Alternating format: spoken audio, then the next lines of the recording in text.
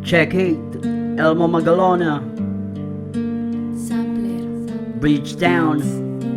This is my blow, SkyRecords.com. Di ka ba nahahabag sa mga taong walang malaman na gawin sa pamilya na inabandon na asa ka pa na makakatabla ka pa sila sa mga pagkakamali nila? Minsan kunang niyapos ang aking ama at ina at naging malaking dagok sa mga taong pinera na ang mga mamera. Baka sakaling manalo ang walang taya. Di ba ano at sino ba ang nagpalaya sa mga taong wala na kahit na ano ilalabas na kahit na ano? Bakit nga ba at sino ba ang nagpapakita ng mga motibo na maging isang timawa sa kapi? Rasong papel na nilimot na ang biyaya sa atin na wag mong limutin at ipagpalit sa gawa na wala namang kabuluhan. Mas ginulo mo na ngayon ang takbo na buhay mo sa ngayon. Sino sa atin ngayon ang mas may karapatan na ako na sumunod muna bago sumuway, na ikaw na sumuway muna bago sumunod?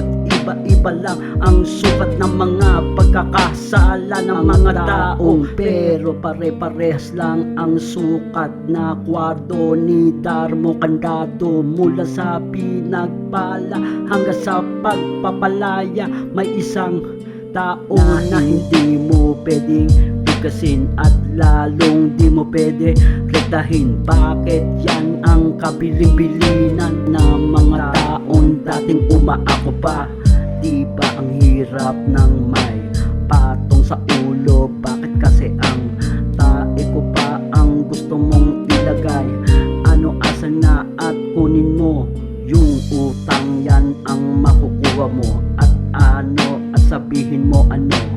Paano na ano na ang lagay sa mga taong di mapalagay sa mga gimmick na lang ba ang paiiralin nyo sa mga taong tulad ko na wala malaman na gawin kung paano ang mga dapat na mangyari at kay ganda pagmasdan kapag ang isang taong tulad ko ang mga pinaghihirapan at ang lahat ng mga tinanim ko at ngayon at nagbunga. At tignan mo at ngayon at sino ang gumagawa at sino at ngayon ang lagi nandito at ngayon at kumukuha. Di ba ako?